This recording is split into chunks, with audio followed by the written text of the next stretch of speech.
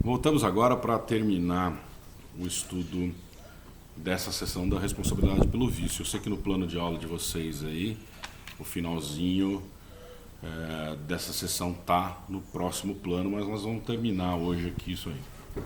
Bom, artigo 23. A ignorância do fornecedor sobre os vícios de qualidade por inadequação dos produtos e serviços não o exime de responsabilidade.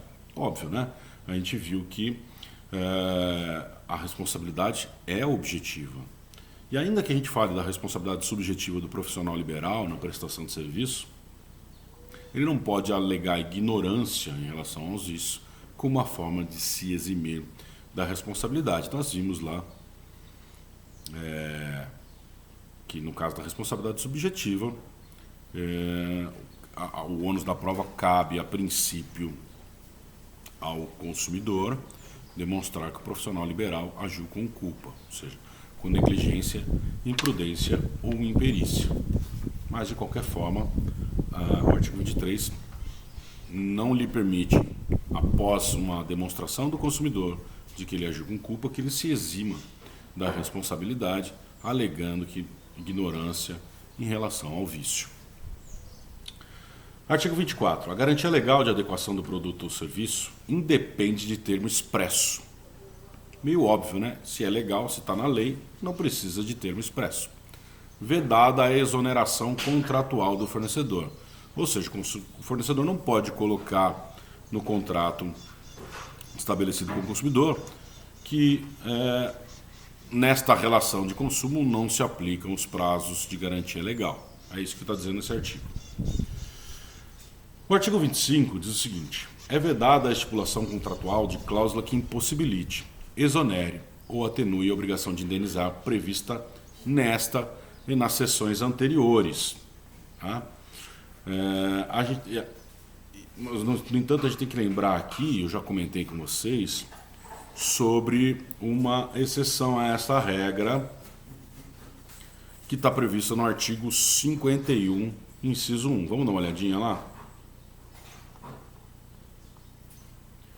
Então, diz o artigo 51, são nulas de pleno direito, entre outras, as cláusulas contratuais relativas ao fornecimento de produtos e serviços que 1.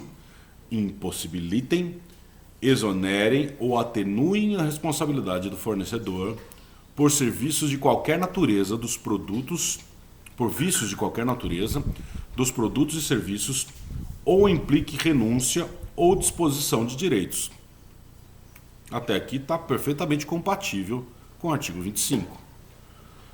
Aí que vem a ressalva aqui, a exceção. Nas relações de consumo entre fornecedor e o consumidor, pessoa jurídica, a indenização poderá ser limitada em situações justificáveis. Muito bem, então aqui nós temos a possibilidade de atenuação, não de exoneração, da responsabilidade do fornecedor em relação ao consumidor. Quando isso acontece? Em situações justificáveis e quando o consumidor for pessoa jurídica. E que situações seriam justificáveis? Né? O Luiz Antônio Risato Nunes, que se debruça bem sobre esse tema, e da melhor forma, de forma mais aprofundada, ele diz o seguinte: olha, somente é possível essa atenuação quando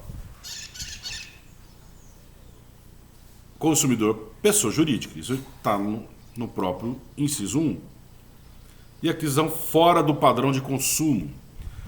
A situação justificável, então, seria quando a aquisição é fora do padrão de consumo, em quantidade ou em preço, né, em volume. Então, quando o consumidor adquire uma quantidade grande de determinado produto, ele é pessoa jurídica, ele adquire aquela quantidade de produto que foge aos padrões de consumo do consumidor comum ou da pessoa jurídica comum.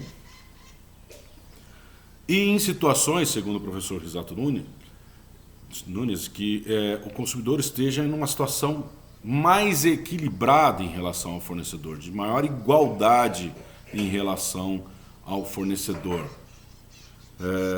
Ele usa como exemplo uma pessoa jurídica que possui um corpo técnico para analisar o contrato e as questões financeiras do contrato, aí considerados contadores, contabilistas, economistas e advogados, e um corpo técnico também que possa analisar aquele produto. Então, o exemplo que eu usei para vocês seria a Faculdade de Direito comprando, a Fundação Educacional comprando computadores para equipar a sua biblioteca. Então, ela vai comprar um número grande de computadores, é uma aquisição fora do padrão, ela é uma pessoa jurídica e ela possui um corpo de advogados, de contadores e de pessoal de TI capaz de analisar tecnicamente as qualidades, os componentes, os programas que estão naqueles computadores, né? Nessas situações em que se verificam todas essas circunstâncias, e para o professor Luiz Antônio Risato Nunes essas situações são cumulativas, né? Então precisam estar presentes todas elas para que então nessas situações possa, na negociação, o fornecedor, o consumidor e o fornecedor chegarem a uma atenuação da responsabilidade do fornecedor. Uma atenuação da responsabilidade do fornecedor, desde que haja uma compensação de alguma forma ao consumidor também, como por exemplo, maior prazo de pagamento, o abatimento do preço. Então, nessas situações isso é possível. É possível esta atenuação e não a exoneração, tá? Vamos voltar então ao artigo 25.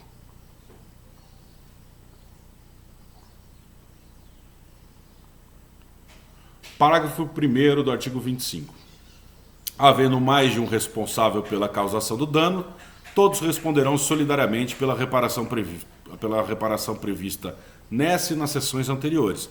É o princípio da solidariedade aqui entre os fornecedores, nós já vimos isso, né? E o parágrafo 2º, sendo o dano causado por componente ou peça incorporada ao produto ou serviço, são responsáveis solidários seu fabricante, construtor ou importador e o que realizou a incorporação, né? Então aqui também o princípio da responsabilidade solidária sendo esmiuçado aí nas situações em que na prestação de serviço há incorporação de produtos. Bom, gente, desde o começo eu falo para vocês que é muito difícil situações em que se dissociam, se divorciam completamente a prestação o fornecimento de produtos do fornecimento de serviço. Quase sempre em que há fornecimento de um produto, há fornecimento de um serviço. E quase sempre em que há o fornecimento de um serviço, há o fornecimento de um produto, né? Nós podemos pensar no supermercado, o serviço de estacionamento, o serviço de limpeza de toda a área do supermercado, o serviço do caixa, né? Além, claro, da aquisição dos produtos. Podemos pensar na prestação de um serviço de pintura, o emprego da tinta, do serviço de mecânica, as peças de reposição, do serviço de dedetização, o veneno, de um serviço, enfim, de jardinagem, a colocação de adubos. Sempre há quase sempre, né? Nem sempre, mas quase sempre, na prestação de um serviço, há o fornecimento de um produto. E no fornecimento de um produto, há também a prestação de um serviço.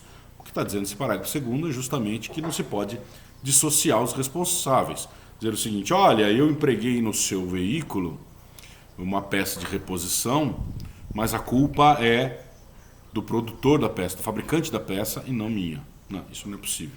São responsáveis solidários com o prestador de serviço, o fabricante, o construtor ou o importador. Muito bem? Bom, gente, assim nós terminamos